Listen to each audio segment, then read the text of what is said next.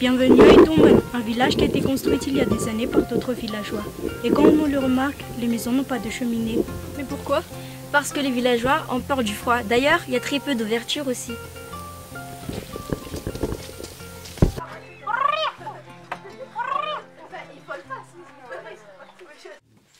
Ils pensent qu'ils n'ont pas besoin de cheminée pour faire sortir la fumée de la maison.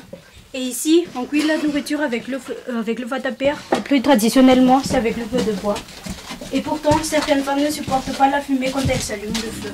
Et quelles sont les conséquences de la coupe de bois qu'entraîne cette émanation de fumée?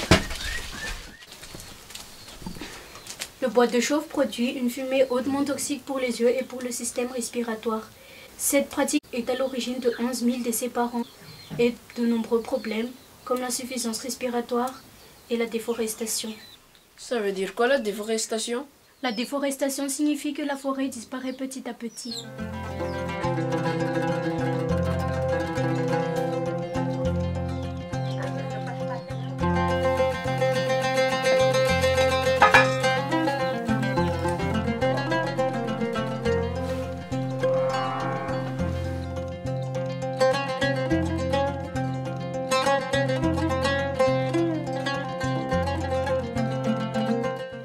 Madagascar perd combien d'hectares de forêt par an?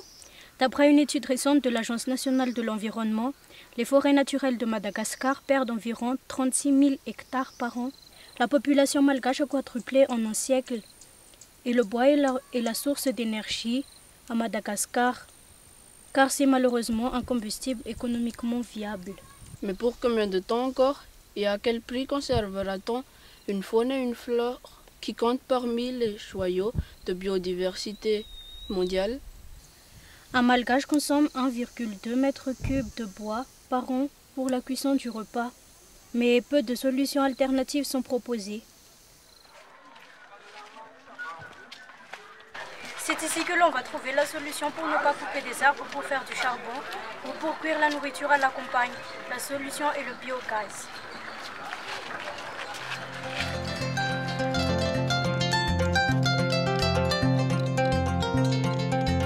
Si la solution est le biogaz, comment faire? Alors pour faire du biogaz, c'est très simple. Il suffit tout d'abord de mélanger de la matière organique dans ce bac de chargement ici. Vous mélangez donc la matière organique qui peut être des excréments d'élevage ou de la matière organique, les déchets de la cuisine. Vous les mélangez avec de l'eau.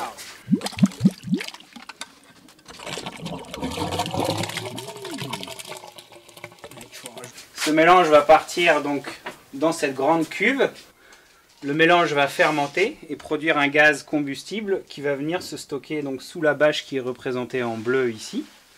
Donc ce stock de gaz va être amené par un tuyau simple directement à la cuisine jusqu'au réchaud à gaz, ce qui permet d'éviter d'utiliser du bois ou du charbon qui sont nocifs à la fois pour l'homme et l'environnement. Et aussi une lampe. Donc tous les jours on va alimenter ici avec de la matière organique et de l'eau. Tous les jours on va avoir du biogaz qui est produit. Et tous les jours en sortie on va avoir de l'engrais qu'on pourra utiliser directement pour l'agriculture.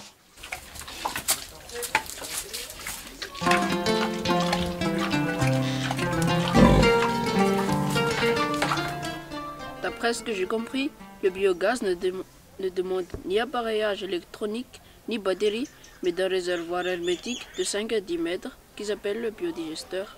Et le biodigesteur alimente quotidiennement la maison en recyclant la matière organique. Il peut produire entre 1 et 2 mètres cubes de gaz par jour, plus un volume de matière fertile.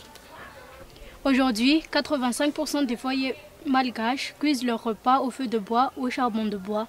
Contrairement à cette énergie traditionnelle, la combustion du biogaz ne produit pas de fumée. Son utilisation provoque un assainissement de l'air, de l'eau et du sol par recyclage de la matière organique. De plus, la corvée de bois est souvent loin de la maison. Elle est à la charge des enfants, des hommes ou des femmes quand les hommes ne sont pas là.